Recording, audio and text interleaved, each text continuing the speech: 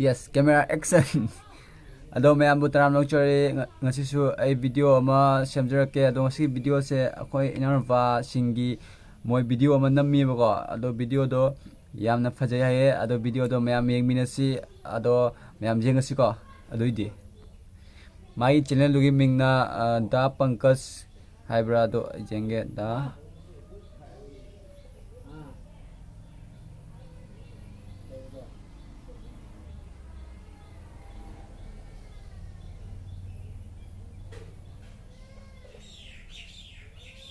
do mayam do my channel se asini bako ado mayam my video se yengsi aje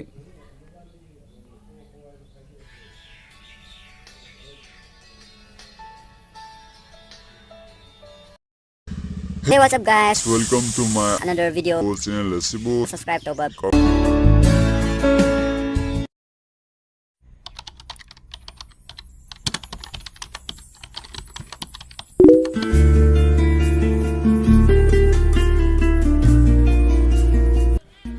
Duga moi video wi khunam jisu yamna phajai bako ado mayam first time ngene namai se ado yengsi ba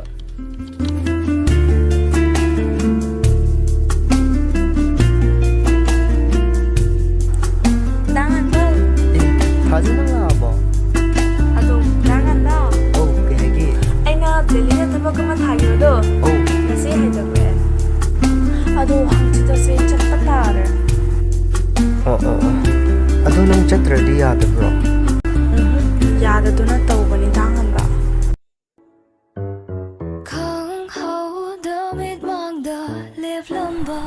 Nungai taba tau nunta. Marang ta nang amadi yung tholakkani da.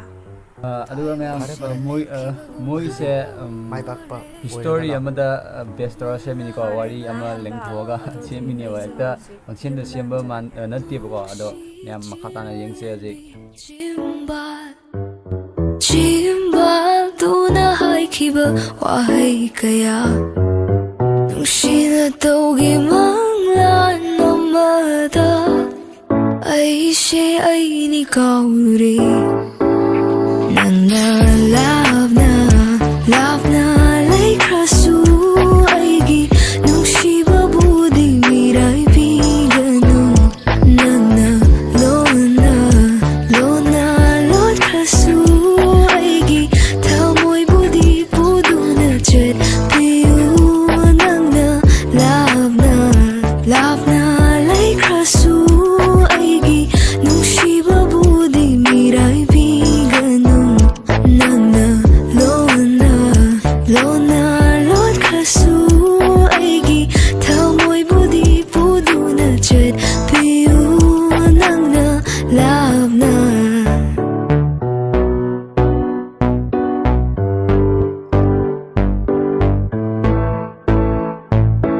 Siyamlang marumdagi Michi momontambi Misna rumdagi Egi tamoy hubi Chimbal maraw laybi Wangang nungsihanbi Tamoy bunang nalagtag na hanbi Chat kini kalaga inagtag ilap handingday Lap kini kalaga tamoy sinami paizaroy Chat kini kalaso inagtag dalay handingi Lap kini kalaga tamoy sinami paizaroy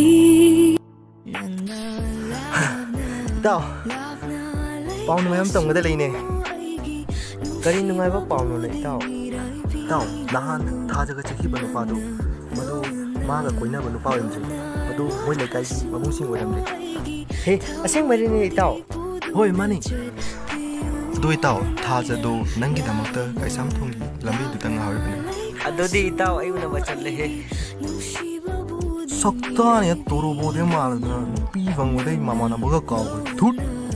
Lona lot kasu Aigi tamoy budi pudo na chat Piyo nang love na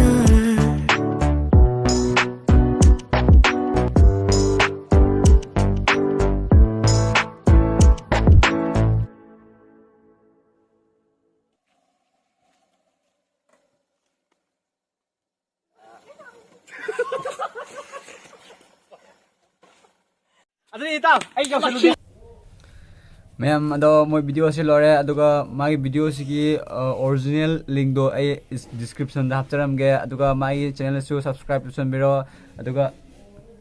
अदुगा ma'am एगी channel सु subscribe तबियो अदुगा मोय video नमिसे location सु ma'am फजबनिको आइना मोय नमकपा location सु आइगी video दा जावबनिबा अदो सु ma'am ने येंबियो अदुगा या फजरे वीडियो सु दगी वीडियो नमिबा मिसु यामना हेइरेको हानबोइना अदो मैम मथंगी वीडियो दा उमफंगरसे चैनल सिबु सब्सक्राइब तुसनबिरमो अदो कमेंट बॉक्स कमेंट हापिरमो मैम बाय बाय